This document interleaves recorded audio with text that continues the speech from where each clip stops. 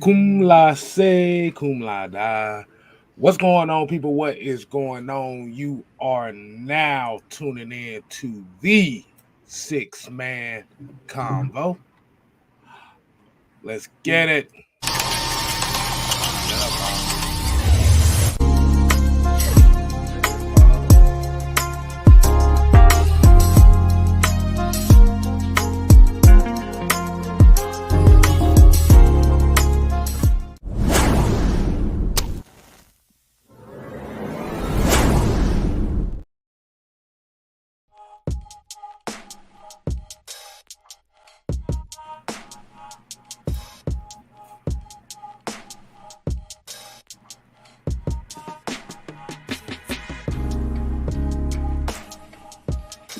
Is the 6-man combo.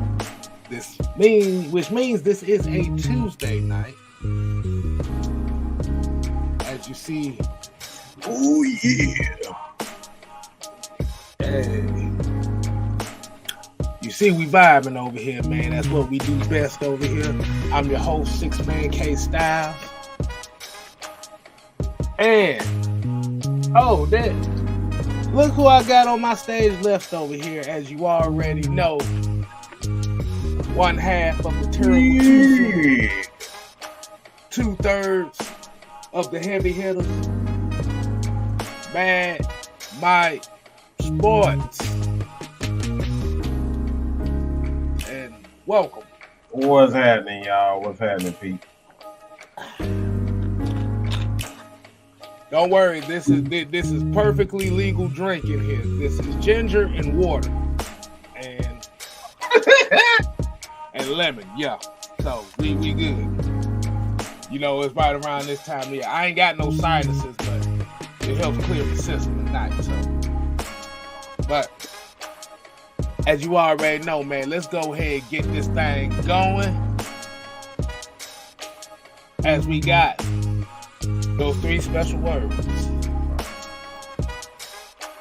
What are those 3 special words, Mike? Real roll call. There you go. Hey, man, that's good. That's good. And you already know how we do it over here, man. The members get the first shout outs of the show. This is definitely just to show appreciation for the members.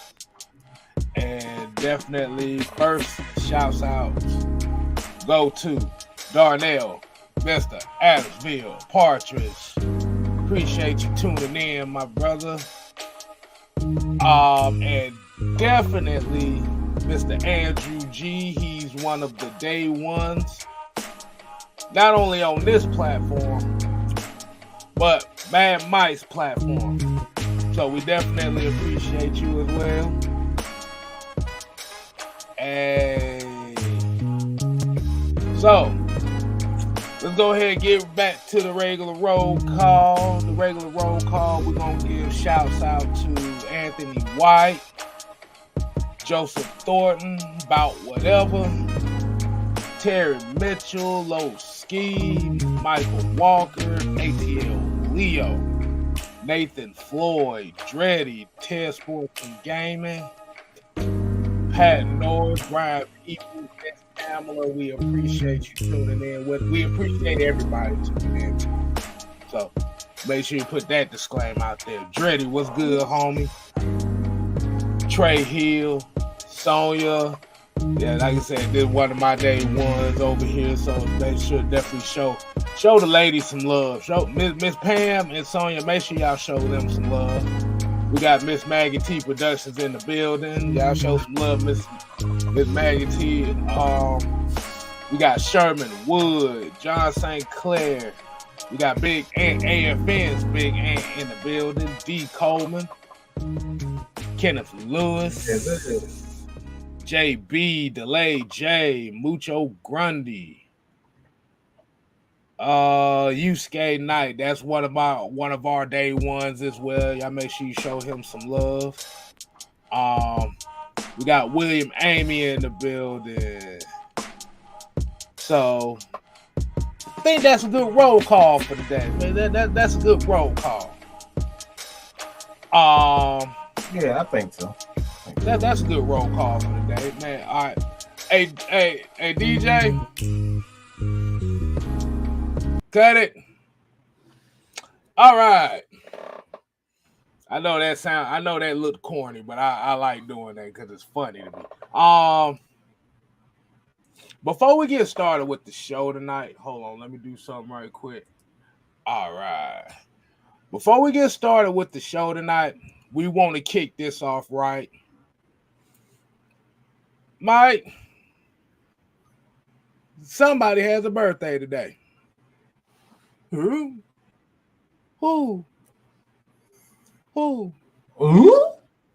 Somebody has a birthday.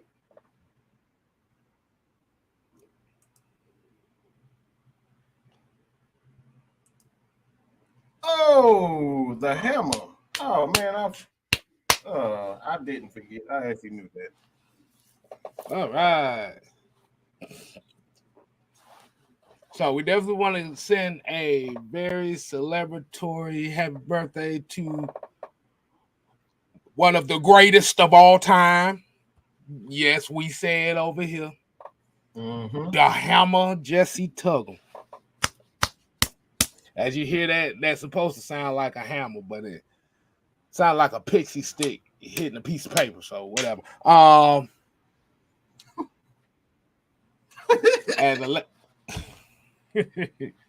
But as Atlanta Falcon fans know, we already know how much of a legend Jesse Tuggle is. Like a lot of us, I kind of caught him around the later part of his career here in Atlanta. But hey, man, that guy was special, man. Should have been in the Hall of Fame already. You want to give a little take on that?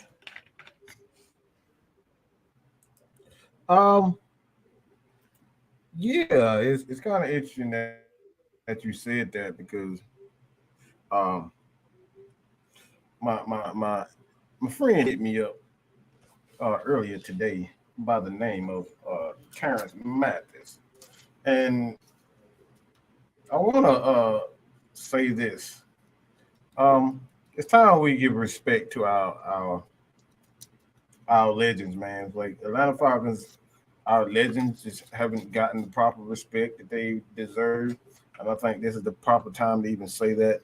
So anybody and everybody, if you follow Terrence Mathis, man, and you below a lot of these content creators, in particular on Twitter, man, let's start tagging these people, D-Leds. Like, look, man, we got to get these guys into Hall of Fame, and we got to get these guys, a proper, for one, a job. Like, they're not even getting the opportunity to be even coaches in this league. You know what I'm saying? It's getting better, but we got to do better than what we're doing.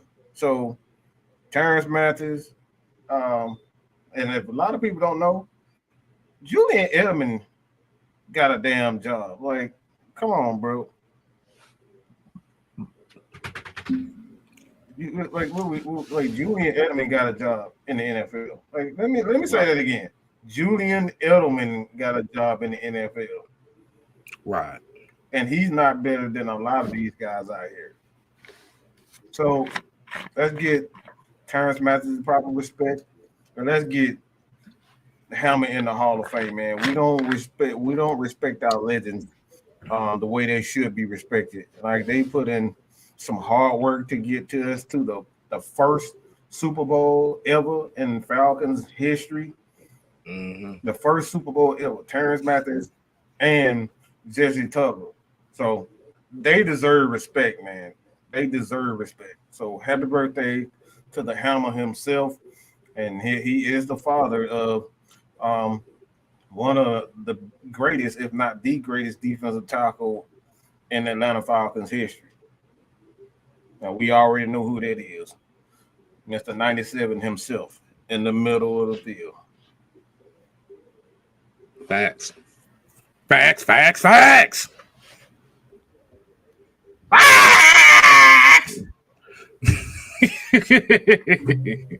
Facts.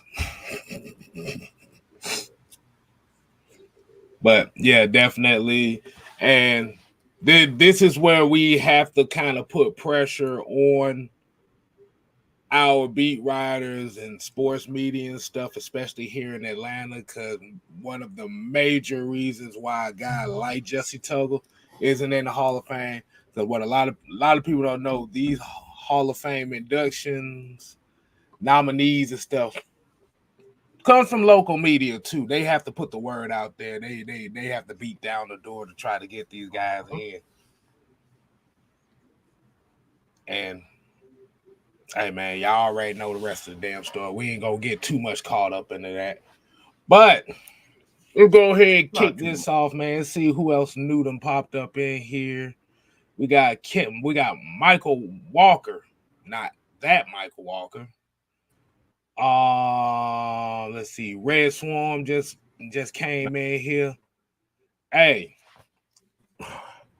let's go ahead and get right into the meat and potatoes of the show, man. As we already know, hold on, let me type that. I knew I should have did this. Oh man, hold on.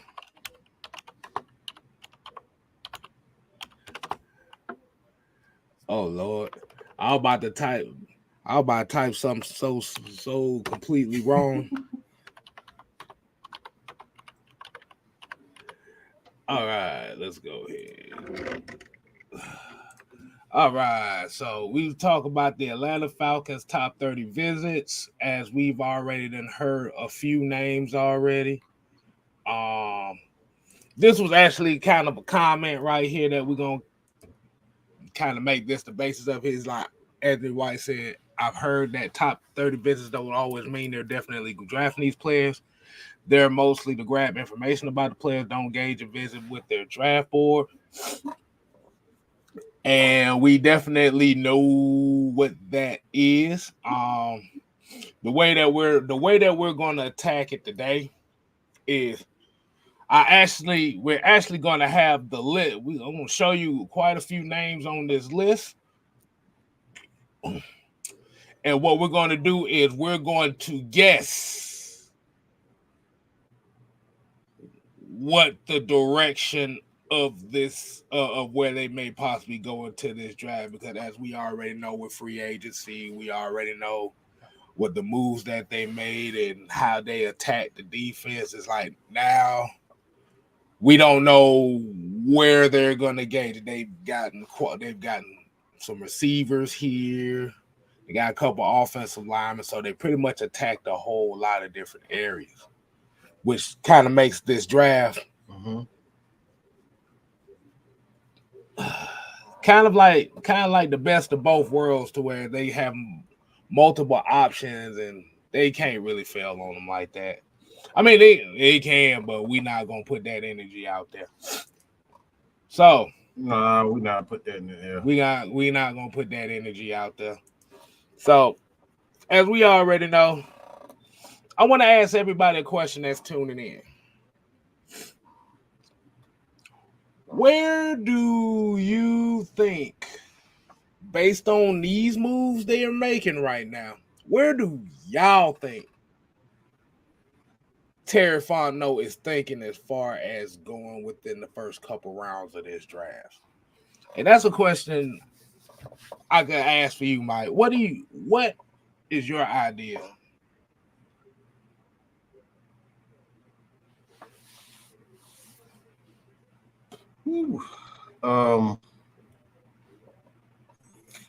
A lot of people have assumed that it's about the best player available,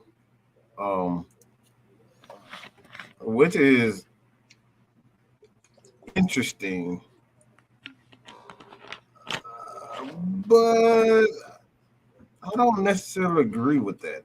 I think there is the best player available to a certain extent, because the best player, when we talked about this case down, we said it's like, all right, if you just go with the best player available, it could be a quarterback, it could be a running back, it could be, a center, it could be the left guard.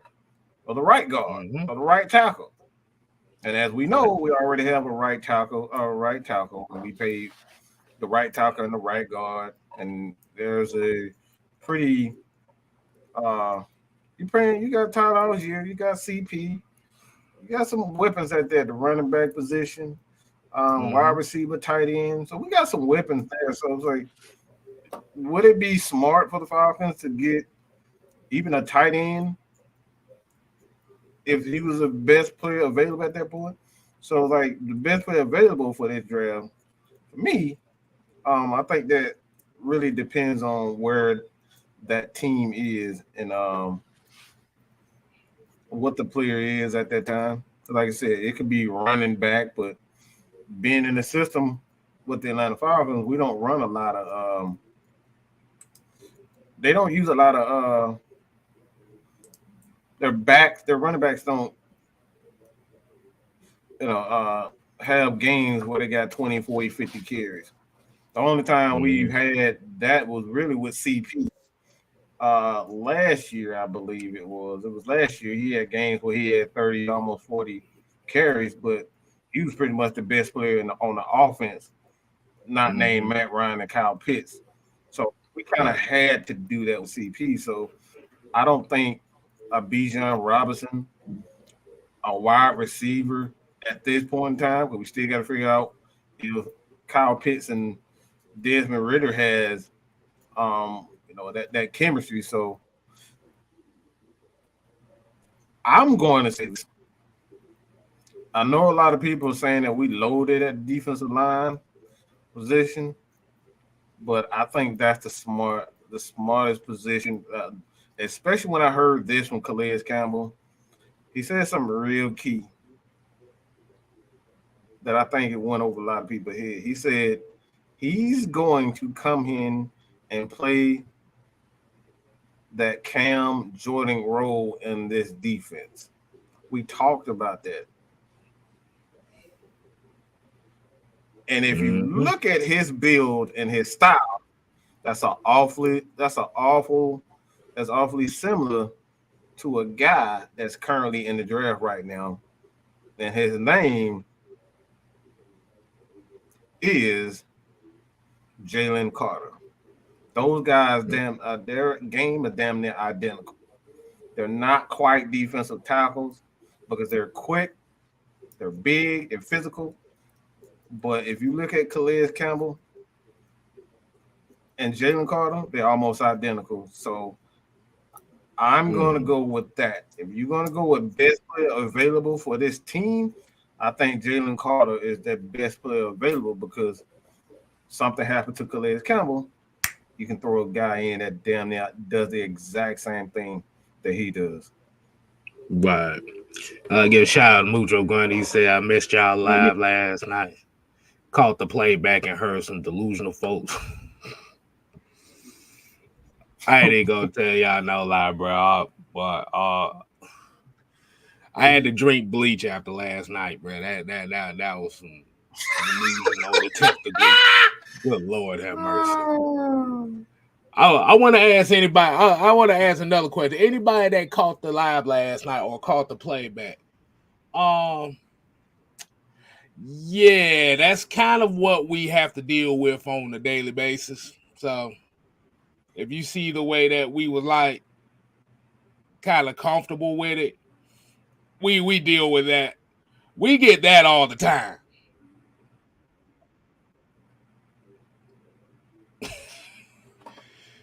Those folks exist in the world. And I got some homework for some people. I want everybody to let me know where the hell Boston College is located at. Yeah. So. Oh my God.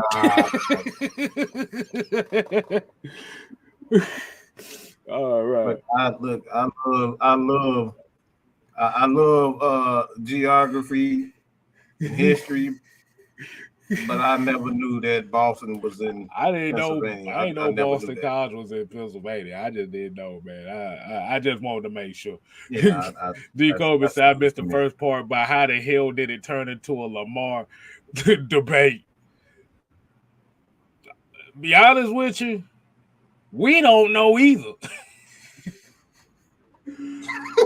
It went. Yeah, I'm I just don't know gonna where get. that came I'm from. gonna give everybody the playback. I'm gonna give everybody a summary. It started off about quarterback position. Then it went to Super Bowl 51. Oh my Then it went God. to Lamar Jackson. And then it ended up with Went to the Big East. went to the Big East. Said Big East quarterbacks don't do well in the league, but didn't know the fact that the quarterback he capping for came from the Big East. Then it ended up with just giving him a chance because he light skinned and we cut the shit off like, no, that's it. So yeah, so y'all make sure y'all catch that.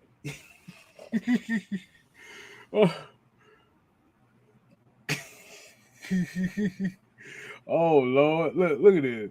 Look at this conversation. Kid Little said that I'm boy. looking. I'm seeing. Yeah, but yeah. Swarm said, you know what? I missed the transition too. Yeah. Oh my. But y'all make sure. But y'all make sure y'all go ahead and tune in. Like I said, if you haven't watched Cooler Talk Monday last night on Mad Mike Sports Channel, y'all make sure y'all do that because that Lord. I don't know how I did it. Yeah. I don't know how I did myself. The patience. I know don't how know. I you guess did I'm it. getting better. I know how you did it Snapping. because look, I know how you did it because when you get patient, I get agitated. And when I get patient, you get agitated. You know what? That's a weird. That always I get impatient. You patient. I'm patient. You get impatient. It always happens. I don't know why. I guess the universe is Nah, well, I guess the yeah. universe is on our side. Karma is on our side. Right. But yeah, so yeah, kind of how I'm thinking as far as the draft.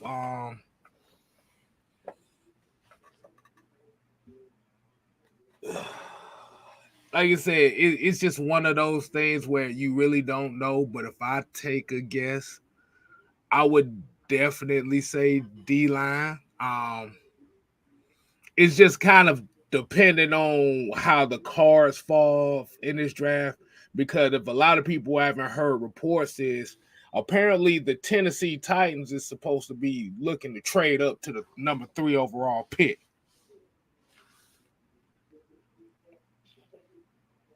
Ooh, that's And hella interesting. yeah, and reports come into is that Anthony Richardson apparently may possibly have 2 other suitor teams that may be looking for him, which is the Tennessee Titans and the Baltimore Ravens. So we're gonna see how this thing play out. ATLEO said I had to watch porn afterwards. Look at Yeah. Mike had that Le'Veon Bell patience last night. I like that one. Yeah, let me go ahead and highlight that one right quick. Yeah, you had to. Because sometimes you just gotta let people speak, and they speak enough. You either gonna hang yourself or you gonna cut the rope. What you gonna do? So giving my take on this,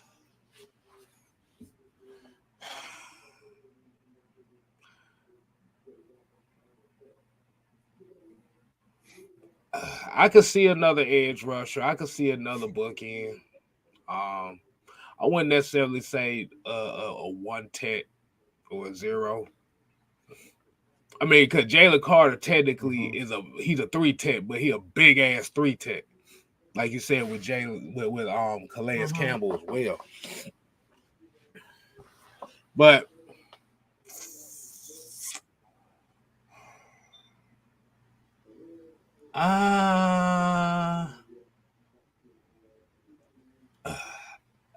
like you said, the safest bet, the safest pick to go to is edge rusher. That'd be one of the safer bets for me. I say edge rusher. I say edge rusher defensive line too. Because, like I said, corner intrigues me. Like you said, Christian Gonzalez, Devin Witherspoon. Like these guys intrigue me. But those are high gamble picks, especially the way that this defense is. It's a high reward to have that. But it's a high reward until motherfuckers gotta get paid. And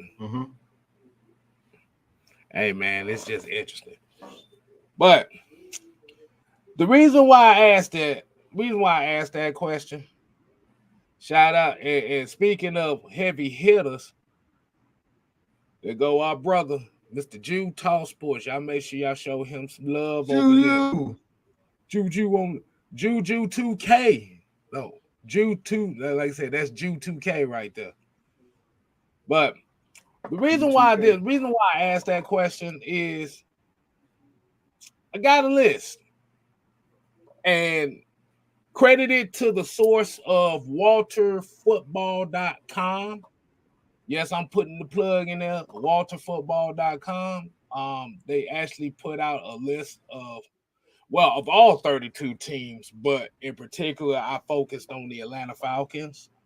And Mike, I wanted to get your thoughts on quite a few names of this, and let me get your gauge on that. If y'all may not be able to read that, but I'll be reading up names out loud. First name on the list is Ade Tamiwa Ade Bawore. Motherfucker, we just call his ass Deuce. That's too much right there. That's too damn much. Defensive line, defensive end, whatever the hell you want to call it. If the folks don't know who Deuce is, he's the D lineman that ran a 4.49 at 290 pounds. So yeah, you got Brian Branch, Julius Brent, Brian Brent safety, Julius Brent's corner, Jalen Carter, of course, Xavier Hutchinson, wide receiver, EJ Jenkins, wide receiver, Georgia Tech, which shocked the hell out of me, but hey, they looking somewhere. Quentin Johnston, wide receiver, Jonathan Mingo, wide receiver, DeMarvion Overshaw. So this is part one of the list. So Mike, what do you think of that?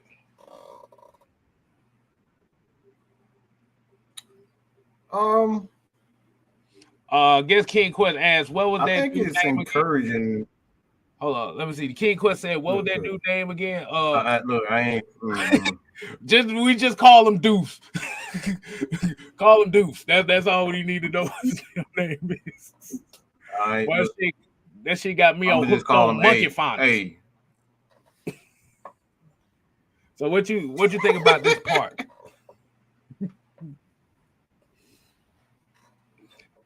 I see a pattern. You see a pattern. What pattern do you see? Yeah.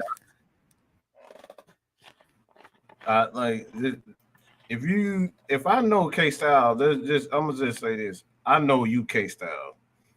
Process and how you think.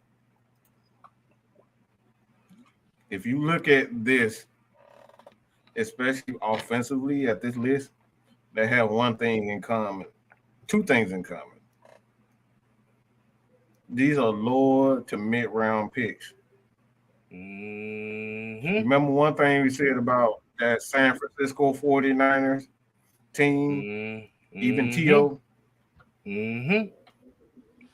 These are the lower tier wide receivers with a certain body structure and a certain type of playing style. Okay. And these players are not going to cost you a lot to get. Mm-hmm. All right. And you So look at EJ Jenkins, Johnston, Mingo, like all those guys. Don't forget Xavier Hutchinson too. They got a certain Xavier Hutchinson too. Yeah, all of them got the same body style. So that tells me a lot the type of wide receiver they look. But I'm gonna say this, man. I don't be surprised you see EJ Jenkins being drafted in the second or third round. Oh no, he ain't going that goddamn high. Ain't no way in hell. Do not be surprised. Mm-mm. Look, that motherfucker is gonna be undrafted. Not be surprised. Second or third round. Nah, you might. I think you thinking of Jonathan Mingo. I think you thinking Jonathan Mingo. EJ Jenkins ain't getting drafted. No, I'm saying EJ because man, I believe he gonna. Don't be surprised. It'd be a mid round for him. Because I think Arthur is just a mad scientist, man, and like he see a guy with a certain size. I just think he gonna try. I really think Arthur gonna try something funny. I'll say that he gonna try something that he you wouldn't think he'll do. Right. I think he gonna draft a guy that you typically like he won't do. I really have a feeling that he might do that. Right. Yeah. So if y'all don't know what the body types we talk about, especially on this part of the list of wide receivers, Xavier Hutchinson goes about 6'4", 205 or something like that. We just going off the size of the wide receivers. EJ Jenkins go for 6'7", 250.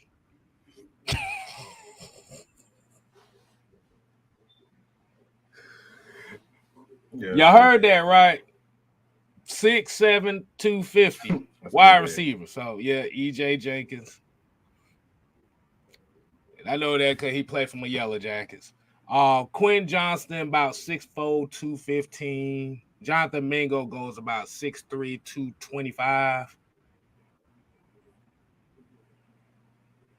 So, that is... Yeah, that's a particular size that he's looking for. He's, like I said, only reason why I say EJ Jenkins might be more so on the undrafted side of the game is because it's not really a lot of tape on him. It's kind of hard to judge that. See, on this list, they listed him as a private workout. So, like I said, he's going to be one of those guys that's probably going to be on the undrafted free agent market. And they're looking at him in particular in that moment. And you kind of hit the nail on the head, too. You said, like I said, about the mid-round, the mid-round pick. Like I said, this is what we talk about as far as development, being able to pick guys in all shapes and forms in all different rounds because like I said, if you're able to get quality starters out of the mid and late rounds, it shows how successful your regime is, not only as a GM, but as a head coach as well. Your mother look like 6'7", 250. We actually saw the tendency for the yeah. We actually saw the tendency for them to we actually saw a tendency of the Falcons to like use those lower, like them undrafted to late round draft picks, especially undrafted guys. Use those guys and sign them to like long future deals like we did with Felipe. So that could very well be. So like I said, do not be surprised that they play around with a guy like EJ. Like he got the perfect body size, and you can do a lot of things with him and kind of prime him for that role that Felipe Franks is supposed to be. Mm-hmm. Yeah. EJ Jenkins is not exactly the greatest route runner that you want. Like you said, he just got the size. And I know I've seen this guy plenty of games. But like you said, it's all a part of that development program. So, like you said, yeah. Everybody Everybody looking like, bro, ain't no way in hell that's a big ass dude playing wide receiver. Yeah. He's a wide receiver / tight end. Like he plays more wide receiver than he does tight end. So let's just put that out there. Got a couple draft questions here right quick. Kai the game said, what round would you think Drew Sanders would go in, and do you think the Falcons should take a look at him if he goes in the later round? I could kind of answer this because I've kind of, like I said, I've kind of looked at Drew Sanders' game myself. I think he may potentially be like a late first round, early second round pick. He has that versatility as far as the linebacker position. He's like I said, he reminds me of Troy Anderson in a way. He just ain't as big. Well, he doesn't seem as big on film as a Troy Anderson. But like I said, the way like I wouldn't be surprised. I'm gonna tell you right now, and like I said, we still waiting on word from Rashaan Evans. That's the key. We haven't heard nothing about Rashaan Evans yet. So Drew Sanders, do not be surprised if that name comes up to mention here within the next few weeks.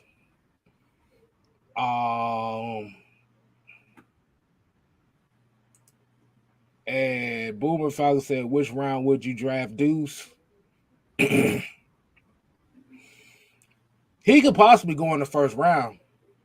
But if the Falcons want him in the first round, I would trade back. But like I said, on average, he may drop the early second round as well. Like I said, it just depends on how this draft falls because, like I said, we got all these interchangeable pieces. Like I said, you got these teams trading up now. Like I said, we need Mel Kiper Jr. and Todd McShay to bolster up Tanner McKee. I'm begging y'all, please, because the more quarterbacks that go in the first round, the better the opportunity for us to get multiple defensive pieces. So go ahead and boost his ass up. Thank you.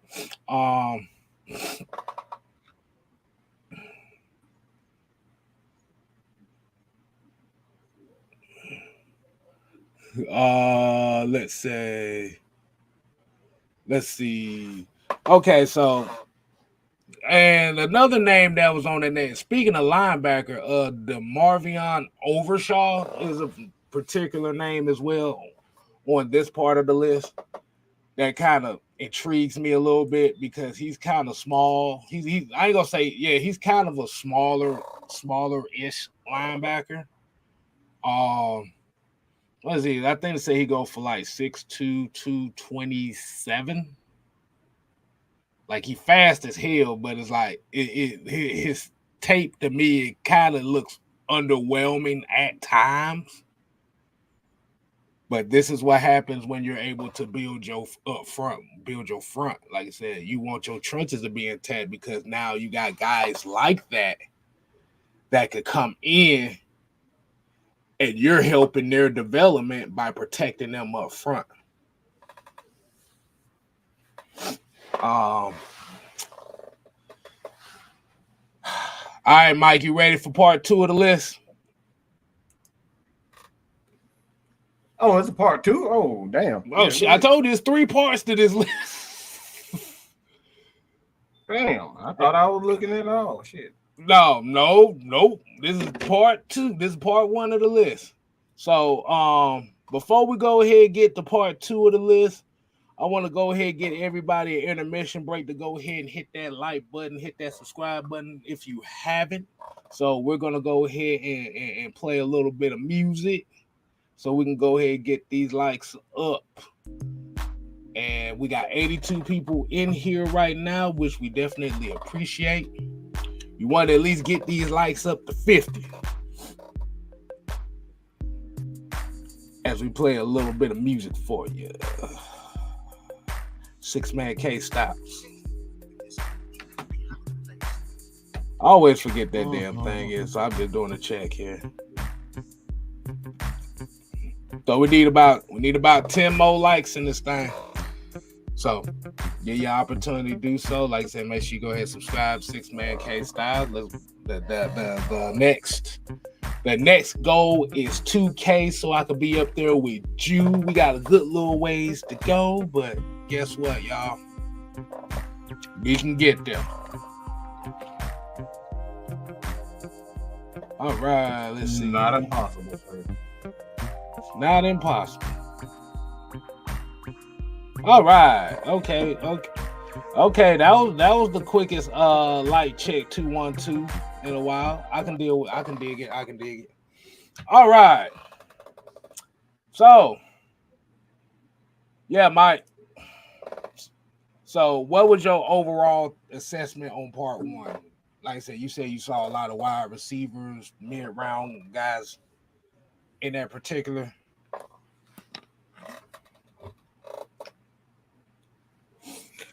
That and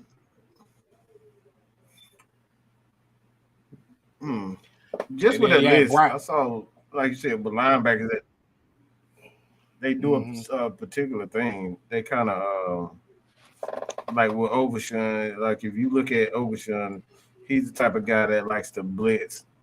Like he's best when he's blitzing. Right. When he's moving towards the D line to the to fill those gaps. That's what he's best at.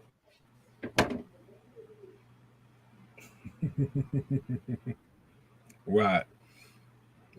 D Cobra said, like the stream before I kick y'all in the hamstring.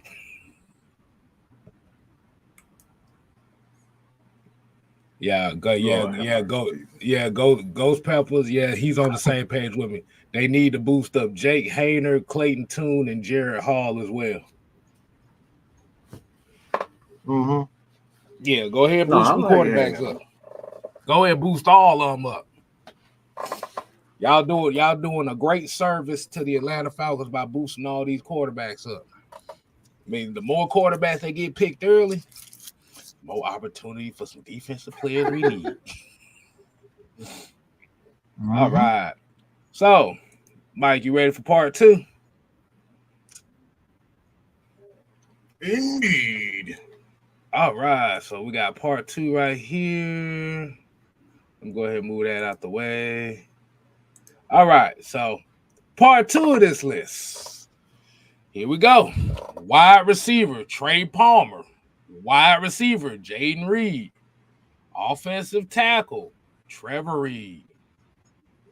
Quarterback, Anthony Richardson. Safety, Jamie Robinson. Corner, Terrell Smith.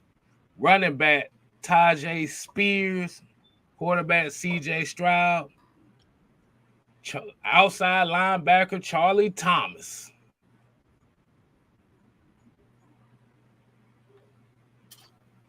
Again, it's a lot of wide receivers. It's a couple wide receivers. I see a couple quarterbacks, and I see a couple defensive backs.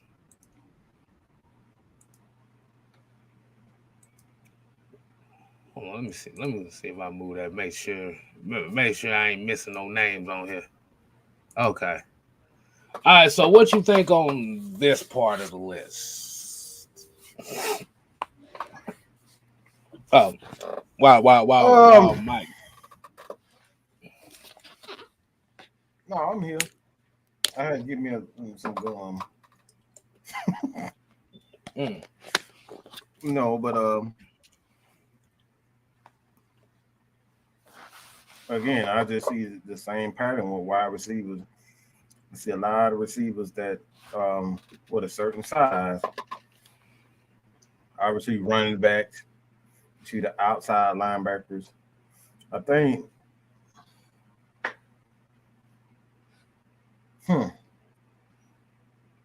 Anthony Richardson, CJ Stroud, and both of those guys had the potential to end up in the NFC South. So not paying too much attention to the quarterbacks, but these wide receivers keep jumping out. to me. Not a lot of cornerbacks. I see a lot of safeties, outside linebackers, but wide receivers just keep jumping out for me.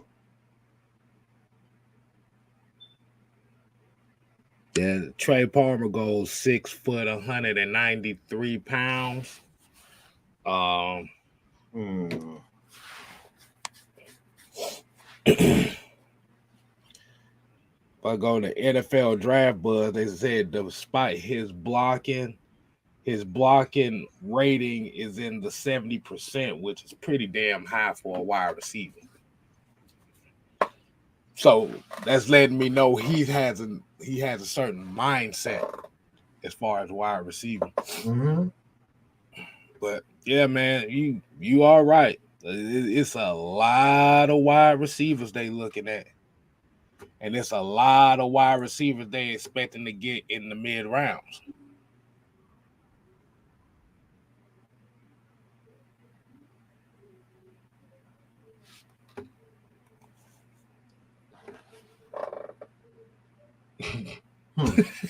Trey No, Palmer is shut very the hell interesting too. up. He said Jay Reed is 7 foot 26.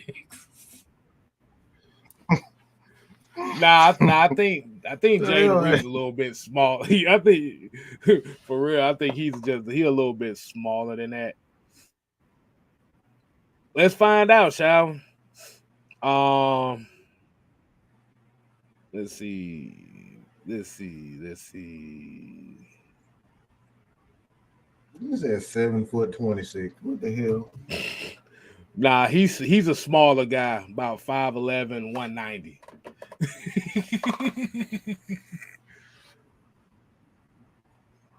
But that thing too, we was talking about what the running backs and the wide receivers. Arthur likes to use guys that has that ability to catch the run after catch. You have to have that yak ability. Mm-hmm. Hey, Mike, go ahead and Trey say Palmer, that. like Say you that fix one more running. time. Say that. Say what you just said one more time. Arthur Smith likes to like guys that have that yak ability, yards after catch. So you not only is about sheer hands, but you got to have that ability to catch it and want to do something with it. You get straight up the field, no wasted movement. So basically, for those in the back that Yes. may not have heard that, they don't want moonwalk, ain't no half stepping wide receivers. You got to be able to catch it and go, even if you fall forward. Mm-hmm.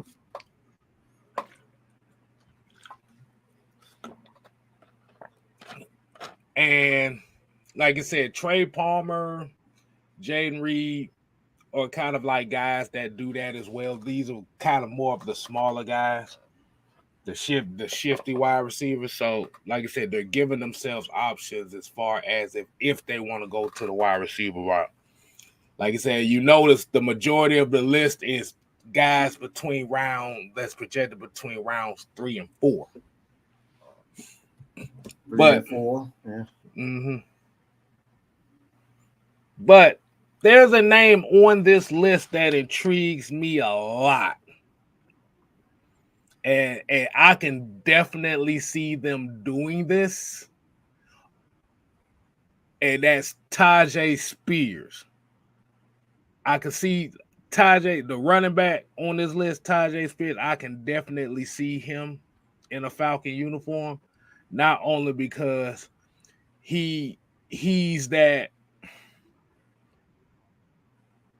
multi-purpose back that they look for, but it's a guy that they don't have to spend a high draft pick on. And he has the Tulane connection, because a lot of folks, if you ain't know, Terry Fontenot played football at Tulane, and this wasn't his alma mater, so he definitely paying attention to that name right there. And Spears and Algier kind of gives you that two-headed monster, to where you won't have to rely on Cordero Patterson to be the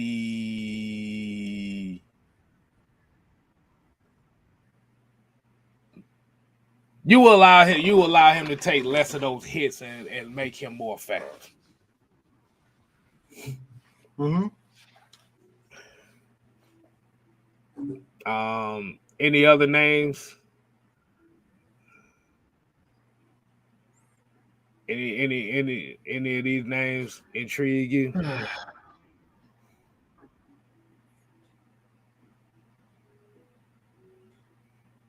I mean, other than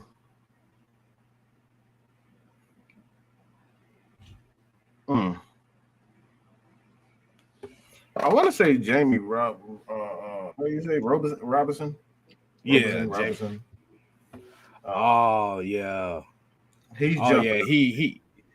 He is the little engine that could, as they call him. Mm-hmm. He's Yeah, he's another one of those blessings. Mm-hmm. Now go ahead. No, I'm looking at it as I talk, but he's another one of those guys that play with physicality. Mm-hmm. He plays with a physicality that I think it's all about the mindset. It's like if you look at a lot of Falcons players, they play with a certain mindset, and I think Robinson is definitely that guy. He plays with it, and he has good instincts. He sees the play before it happens. That's always a good thing too. That's something that you can't teach. Okay, that makes sense. That definitely gives them another option as far as, and another two names on here that kind of intrigue me as well is, of course, the quarterbacks and C.J. Stroud and Anthony Richardson. I think this is the Falcons kind of doing their due diligence as far as looking at the quarterback position. Not for the simple fact that they may draft one, but they're trying to entice people. They may be looking to entice somebody, be like, hey, like I said, Pimp Paul Terry on the phone.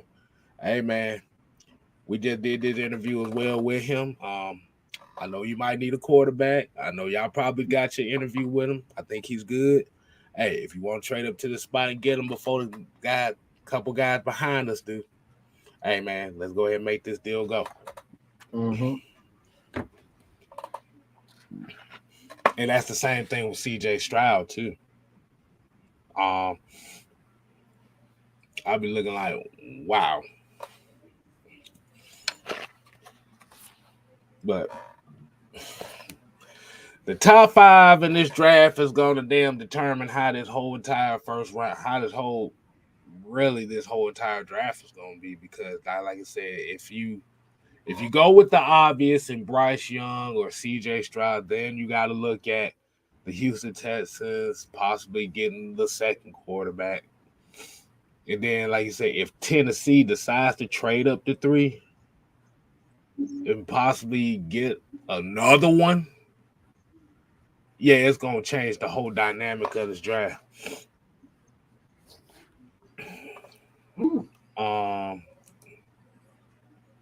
Yeah, Michael, you're right. Joe New was CP in Tennessee before our CP in Atlanta. You're right. Like I said, they're if you notice the pattern of the guys that they got with a Jonnu Smith, it's to take less of those hits off of CP so he's more effective. He's still effective, but with him being a little bit older, you don't want him taking as much of the hits as he's doing. So now you're keeping him fresher. And then when you're looking for that big play and he's one of your big play guys, he's fresh enough to where he can deliver that big play.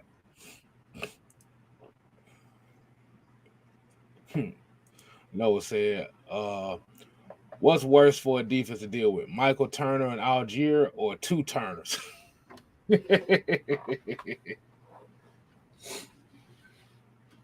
Hey, man, Hey, like when you have guys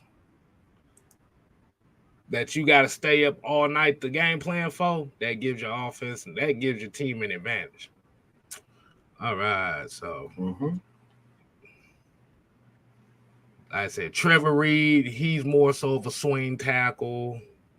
Terrell Smith, I don't know too much about him like that. I have to do we that's why we got all the way up to the end of the month. So we're gonna be looking at some more of these names and getting assessments and stuff.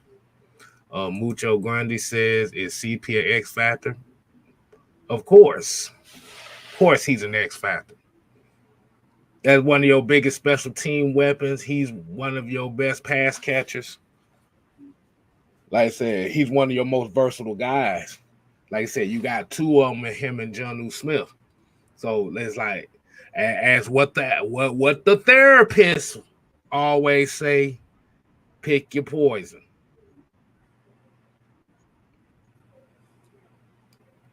Once again, the therapist ATL, aka Juan, always says, pick your poison.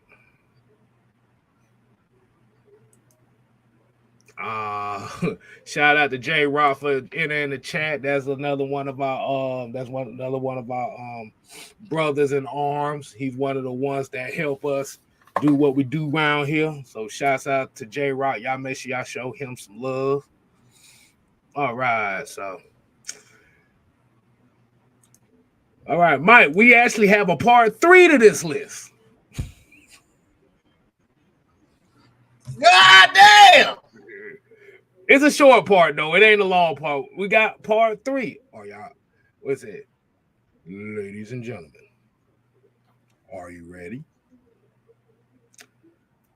All right. So this is the last little bit of it right here. So it ain't too much. It ain't too many more names.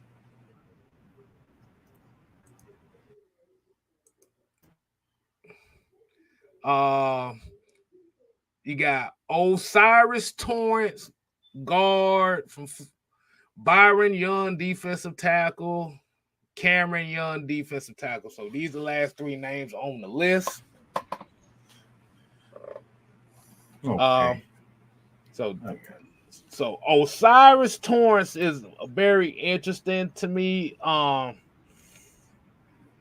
you said, he's basically, from what I've seen, is kind of a one-dimensional guard.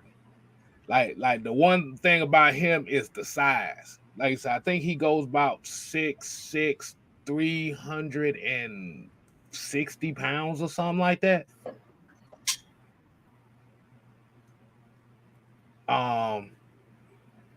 So he's supposed to be rated as one of the top guards in this draft. But against the pass rush, from what I've seen from him, yeah.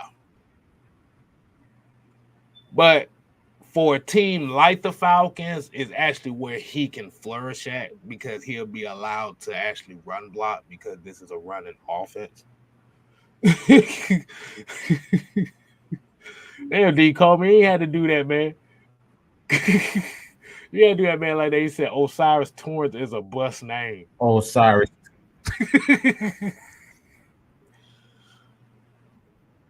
Yeah, when this man can't be nice for a damn day. No, he can't. No, the hell he can't. And you got Byron Young, defensive tackle, Alabama. Derek said they met with DJ Dell as well, defensive tackle. And Cameron Young, defensive tackle. And once again, the pattern of the defensive tackles that they're looking for guys who are quick off the line. Am I correct, Mike? That's how it goes. I didn't hear what you said. I'm sorry. No, I said they're looking for guys who can get off the line quick.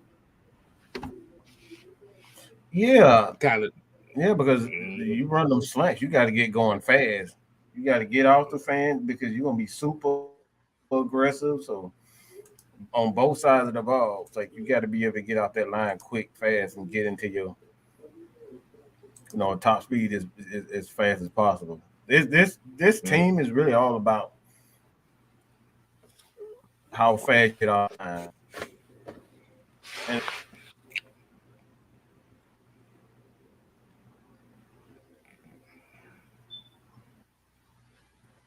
You all right? Oh, I thought you had cut off for a second.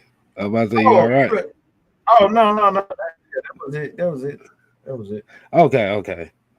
I'm reading these damn comments. Yeah, I'm reading these damn comments and Dale, Osiris, Torrance. Yeah, they Okay, got never some, mind. Never and then mind. you I was got thinking the Boyd, wrong Torrance, guard. Carter, He Stroud, go. Richard, He goes Taylor, for Johnston. 6'5", 335. Okay, so that's a little bit better. But from that Oh, damn. game footage that we saw with Anthony Richardson, if Osiris Torrance was the right guard or the left guard in the games that we watched, Nick, no.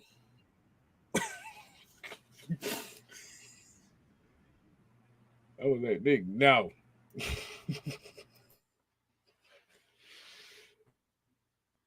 Because I was seeing folk getting blown up at the line of scrimmage. Yeah, nah, I'm good on that. But they doing due diligence though. Um, let's see.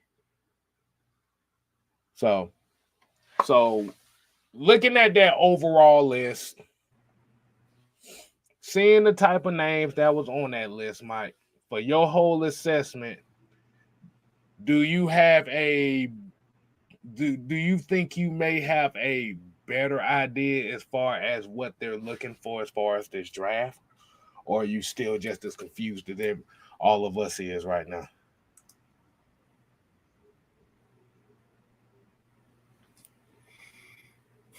I don't. I'll say this: they have to convince me that it's not a defensive tackle slash defensive end. I haven't been convinced that it's not one of those yet.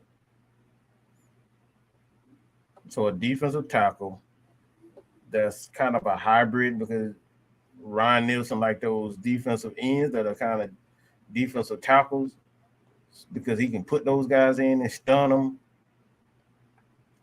So I'm not convinced that it's not because you got to look at this the signing. Really, what brought this team together, that defense together, was really one signing. A lot of people say David Onyemata, but what really brought that team together, defense together, is really Calais Campbell. I can really see a Calais Campbell type of guy. And a lot of people say, what about Tyree? But Tyree is a defensive end. Well, Tyree not very he's not he's far from Calais Campbell in that run defense, man. Right. Yeah. Michael asked, didn't Quentin Johnson fit? Yeah, we actually talked about that a little while ago. Yeah. Mm-hmm. Like I said, he kind of fit. Like you say, he fits the prototypical wide receiver they're looking for. So if you looked at a lot of his game footage, and I kind of follow Steve Smith on YouTube as well. So he kind of does a lot of breakdowns on wide receivers. The recent one that I saw he did was Grant Dubois. I forgot what college he went to, but he broke down Quentin Johnston. And for what he said, is he just one of those Mm-hmm. hit and miss guys because it's like he looks good one play, then he looks average on another play. And Disinterested. I don't think they're gonna be looking for guys that ain't consistent. Uh-uh. Gotta be able to work hard. You gotta work hard with this team. Right. So while we're past the 1 hour mark,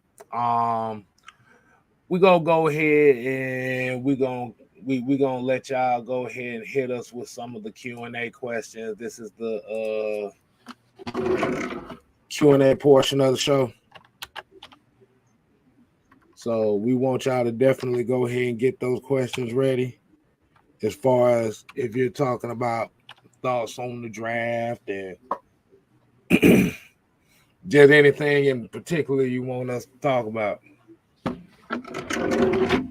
So we don't hear a damn thing about no Lamar Jackson, okay? So y'all will keep that shit.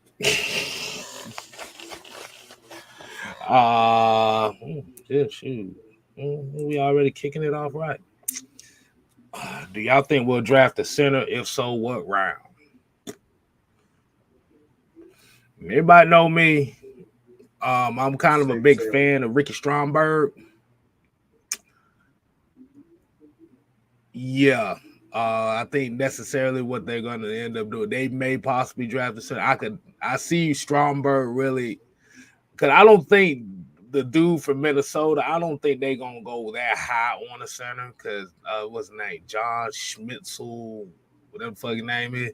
He got a hyphenated name, so you know it. But he's one of those that may potentially go in. What's so funny? Because I say he got a hyphenated name. I don't know why that's so funny to me. Yeah. I know why. John Michael Schmitz or something like that. Yeah, John Michael Schmitzel, whatever. I know why it made you laugh, because right when we first started doing it, I made a joke about Jacob Tui Mariner. I called him the hyphen man because I didn't know how to say his damn name. Right. Until I got it right. But yeah, Ricky Stromberg to me is one of those guys that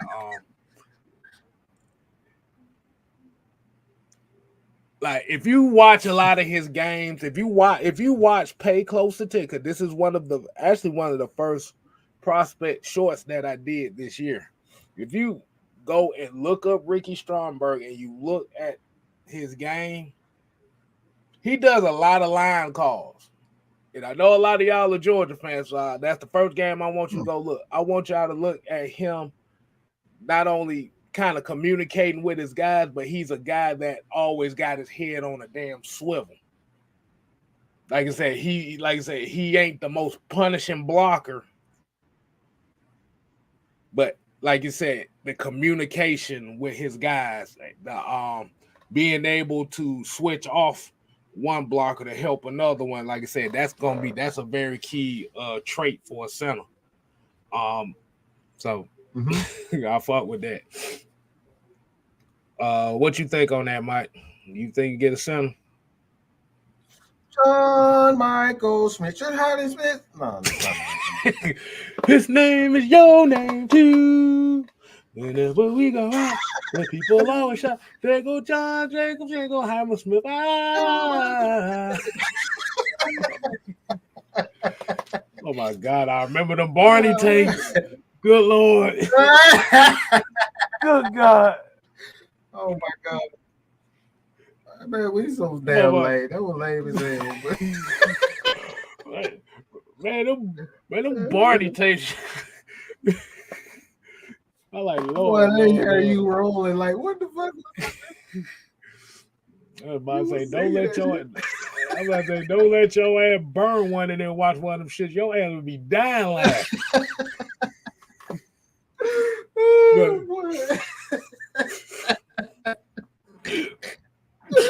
Oh my God. That nigga said, I'm sorry, y'all. Jim got Heimer. How the fuck? Oh, yeah. He was a dog that became a man. If he's purple, why the fuck is his sister green? And she's a triceratops. You know. But wait a minute, I'm rainbows. still trying to figure that one out. Oh my god! Like, wait a minute. Wait a minute. BJ and Baby Bop are brother and sister. He's yellow. She's green. I don't damn know, bro. Hey, I got some homework for y'all. Y'all need to like everybody know Barney the way he is now. Y'all need to go look up the original Barney and Baby Bop. That shit's gonna scare the hell out of all y'all. No, I'm telling you. Yeah. Yeah, scared the living shit out of you. Oh my god. The original Barney will scare you, bro. That motherfucker looked like a crackhead on his last leg, and Baby Bop.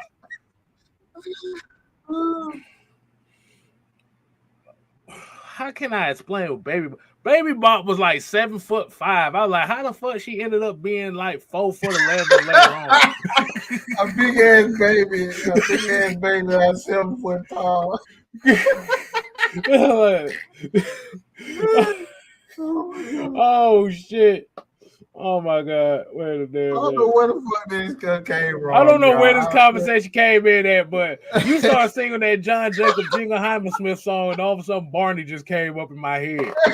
All right, so Mike says John Michael Schnitzel. He might say probably about second round, maybe second, third round. Yeah, second, third round. Hey, look at these comments. No more old buddy. I don't even want to read these damn comments. Oh my god! You gotta read these Barney comments, but hold on. No. No. Oh god, no. Oh my goodness. This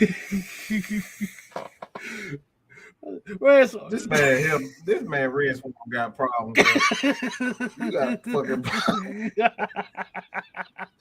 You sick bastard. That Baby Bop got a fat ass.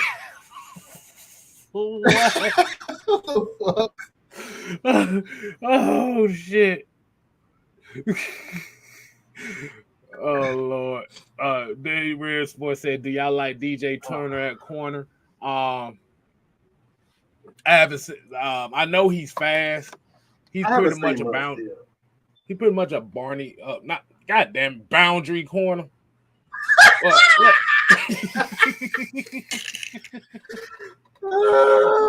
Man, shit. Hold. See. Hold on, Mike. You gotta talk. You gotta talk now. I got. Hold on. Wait a goddamn minute. Go, Mike, just keep talking. Go ahead and answer some of these questions. These motherfuckers don't believe me. Hold on. Wait a goddamn. Hold on. Hold on. Oh, that motherfucker Baby Bop. Go ahead and answer some questions. Bastards, man. Y'all don't hold up. Y'all don't really tell a child's a damn children's show into a fat ass. Like, what we doing, people? Y'all some sick good, boy. Talk about Baby Bop got a fat ass. Boy, y'all got some damn. Y'all ain't got no damn sense. Yeah, what the really hell? Don't. I mean, they follow us, so it doesn't surprise me at all because we ain't got no damn sense neither. I'm not reading the rest of this sick shit. Man, go, bro. I said go ahead and answer some of the football questions while I do some research. I can't. I'm trying. Goddamn, all this weird ass shit. All this weird ass shit, deal. I can't. I'm trying to find it. Shit. Look, ain't number Baby Bop BJ. Oh my god, y'all some sick bastards. I'm not reading that one. That was wrong. Mucho, you need help for that. You need help. Mucho needs y'all need Jesus. That's just wrong. Hold on, bro. Well, oh my god. Hold on. Oh yeah, hold on. I'm gonna put a football question up for you. Yeah, he's trying to. Okay, I want you to. Hold on, where that? Here you go, Mike. J-Rock Kane, Gonzo or Witherspoon, who would you prefer? Gonzo. I prefer Gonzo. He's not afraid of contact. He's a good tackler. He's a willing tackler, a lot like AJ Terrell. But the most important thing for me is like he's a ball hawk, but he doesn't. He has control when he's going after the ball. A lot of DBs don't have control; they just jump up in the air. As we seen Richie Grant, he has body control, nice body control when he's going after the ball. So um, like if you look at a lot of DBs, yeah, they're good. They can close on the ball, but they don't have body control to get around wide receivers when they need to just get in there and stick their arm, knock the ball out, things of that nature. So Gonzo has a lot. He got good body control. His instincts are damn. It's up there with the best that I've ever seen coming out of college. But most important with Gonzo, I just think I just think he has that it factor. You can't really teach. So I think, yeah, I'm taking Gonzo. That's the guy that I like. That I would actually prefer. Um, as far as Witherspoon, is he? I think he's a little bit on the bigger side. Yeah, Gonzo is the bigger corner. Witherspoon's kind of on the smaller side. He kind of reminds me of Antoine Winfield. Yeah, like he plays a little bigger than what he like. That's what I mean. He plays a lot bigger than what he actually is, though. What I'm saying, and I don't know if that's always a good thing because it kind of reminds me of Dante Robinson. He played a lot bigger than what he actually was, and he gonna knock his damn self out. Like, yeah, Witherspoon kind of give me the creeps when I look at that. It's just like he gonna knock himself out. Look, Mike. Especially when he's tackling. Look, Mike. Oh my God, bro! You really had to do it to you. That was creepy as hell. Bro, that don't look right. That picture really does not look right. You know, now you ain't gonna say what he look like. Your baby in the middle of the night or something. Oh my! Hide your kids. Better not. Everybody say, "What the fuck is that?" Wait, good. Is that? I'm about 12 feet tall. Damn, how the hell tall is she? She look tall as hell too. I don't know what. Yeah, that dude is yeah, that shit is crazy. Yeah. I can't find the one the baby bop, but if you look up them old Barney in the backyard game, it's actually on YouTube now. If you go and look, they got an episode with Baby Bop. That is the scariest thing I've ever seen in my life right there. If you could imagine an old moldy trash bag that can talk, that's what she looked like. Oh my God. Oh Lord. Let's see, we got some more questions. We got a couple more questions. Let's see. Man, y'all ain't shit. Y'all gotta stop. Talk about. All right, here you go, Mike. And do we draft a tight end? I don't think so. I don't think there's a need to draft a guy because you already have a young guy and John Fitzpatrick that you can develop. You have Parker Hesse still there. And now that you picked up John Smith, I don't think financially is a good thing to draft one, at least in the first 4 rounds.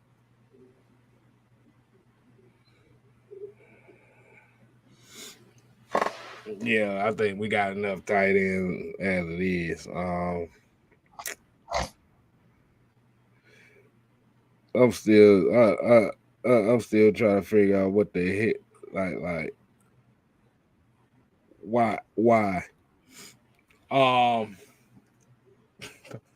look at the tone. This motherfucker kids, they ain't gonna let this shit go. Yeah, I think everybody's getting kind of terrified of that Barney. Let's see. Okay, this is a good question right here. Trey Hill said, "What do you think about the guard we drafted last year from Georgia? Try him out at left guard." I guess talking about Justin Schaefer. What's your thought? What you think that he may be in the plans? Well, the Falcons obviously they draft guys that they can develop.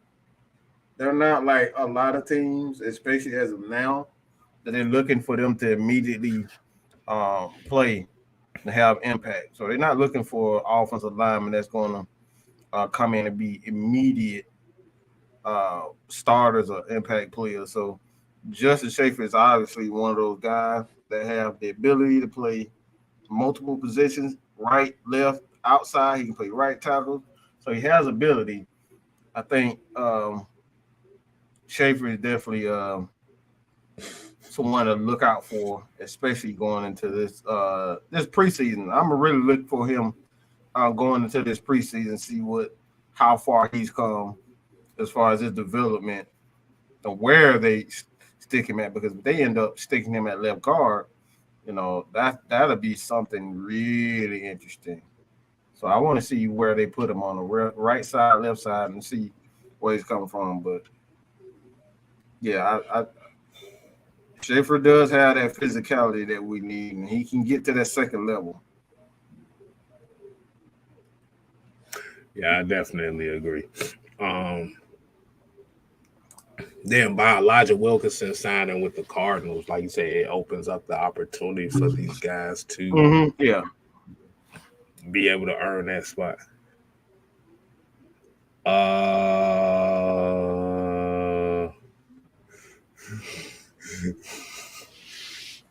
Yeah, he's talking about Red Swan gonna blame me for the Barney shit. Bro, all I sung was a song. Yo crazy ass started the foolishnness. You up there talking about midget asses and shit. They don't blame nobody but you. Talking about Bop the Stallion and shit. What the hell? All right, Dewey Coleman said, who you drafted first? Kyle Cansey or Brian Breesy?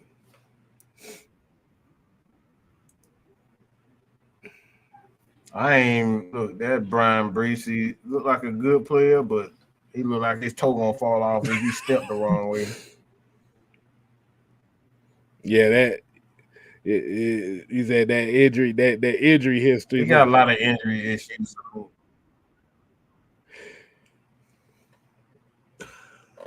Yeah, Kansas. I was about to say I like Brian Breesy though. I do like his game. Like I say, it's not pretty or nothing like that. But Kansas is a whole nother animal, bro. It's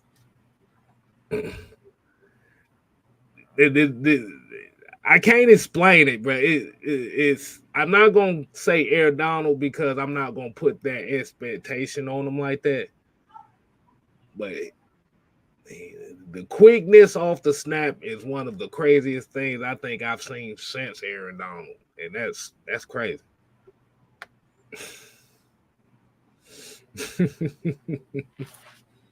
So I'll pick Kansas. Just on that alone because he's what they would be called a game wrecker as far as the defensive tackle position. And then with them kind of not really having it's a hybrid 4-3 defense, and being able to have a guy that's that explosive off the snap he benefits from a guy like Calais Campbell and a guy like Grady Jarrett as well. They all benefit from each other.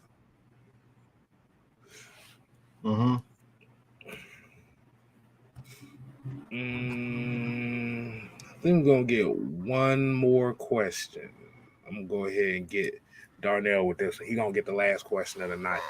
Do y'all do y'all think about drafting a defensive back specifically for the nickelback position?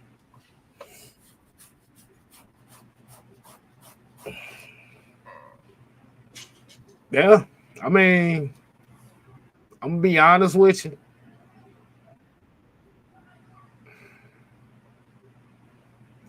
I think that's where they're gonna go. I know for me, like I don't really know too many of the corners in this draft. I just know mainly a few of them. Antonio Johnson from Texas A&M is one that I have in mind that they could definitely be looking at as far as that bit nickel situation. That's if they feel comfortable with a guy like a Jalen Hawkins or a Mike Hughes. Because the thing is, I know with Mike Hughes, you brought him in for 1 year. So is that going to be a 1 year deal where it's just going to be this year and that's it? Or are you bringing him in to draft the guy so he can be under his wing and get the ropes from the NFL? So if I think about drafting a defensive backs for the nickel role, like I said, Antonio Johnson is really the main guy I'd be looking at. But like you said, with those top 30 visits, that like I said, that's not guaranteed that any of those guys are going to be on their radar. But what it does is it gives us an idea. It gives us an idea on what they're looking for. Like you said, Brian Branch may be a guy they may be looking at for that nickel bit nickel role.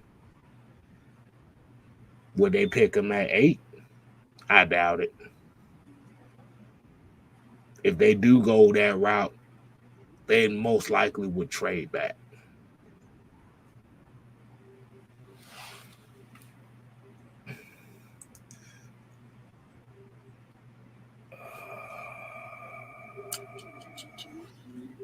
I don't know. Go ahead. What you got?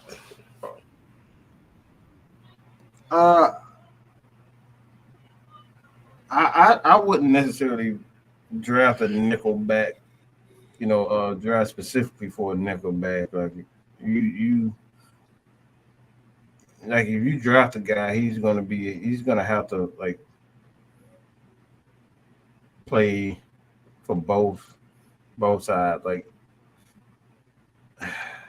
he's gonna have to have multiple abilities. You know what I'm saying? Just like he gotta have the ability because, like you said, I'm not wasting picks to play a specific spot.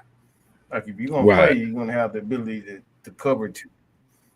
So, like the nickelback have to have a unique set of skills to be able to play that.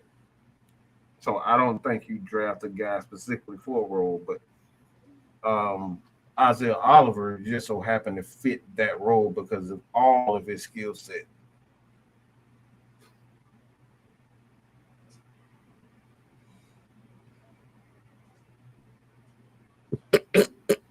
I'm a boy, yeah, boy, y'all ain't shit, boy. I'm gonna be watching this shit as soon as I get off of here. Oh Lord. But let's go ahead and wind the show down for the night, man. Let's go ahead and wind the show because I'm very intrigued about watching this right now. Go ahead and play a little bit of music right quick. Hold on. Let's go ahead and get it right. Go ahead and get it right. Hey. All right, people. We appreciate everybody tuning in for the 6-man combo.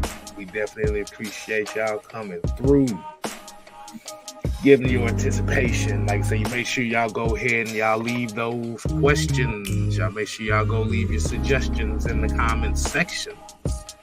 Make sure you go ahead and share this with your friends, your family, your dog, your baby mamas, your side pieces. Ooh, yeah. Because at the end of the day, man, we all we got.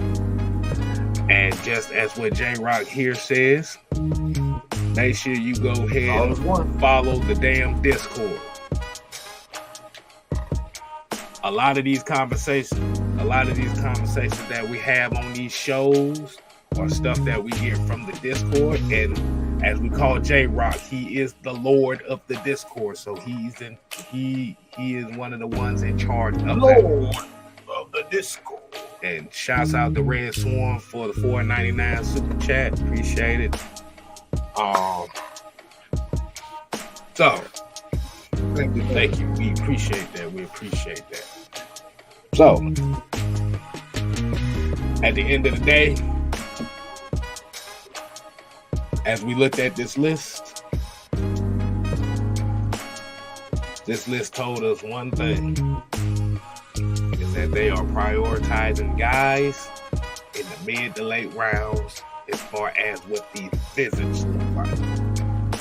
So they're doing some deep research as usual, as what most teams would do, but you didn't necessarily see a bunch of first round guys in there. So my conclusion, it's a possibility that the Falcons may trade back in this draft. Hell, it may be a damn possibility they trade out the first round. Do not be surprised if it happens.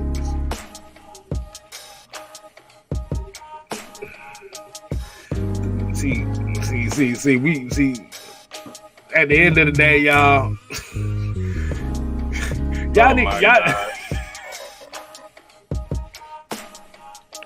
y'all got some Jesus, bro, y'all ain't shit, boy. But at the end of the day, man, we all ain't shit. It's all a good fun. But like I said, y'all make sure y'all go hit that subscribe button, 6-man K style. Man, the goal is 2K. Of course, we try to get to that 2K goal. Hopefully we get it by mid-season. We shooting for that. So make sure you go ahead, hit that like button, hit that subscribe button, hit that notification button. Make sure you also tune in for What's the Word, Dirty Bird tomorrow. Jew Talk Sports. You got the Rex Pit with Blackberry Lil Rex. You got Champagne Confessions with Miss Maggie T. We got the AFN crew. Hey man, the road to the draft is almost over. So until next time, people, we ain't here to play. Oh no, we here to stay.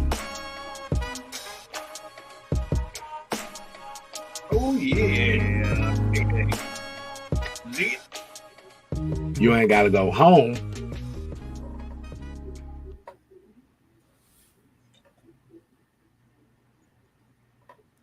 You gotta get the hell up out of here. Bah!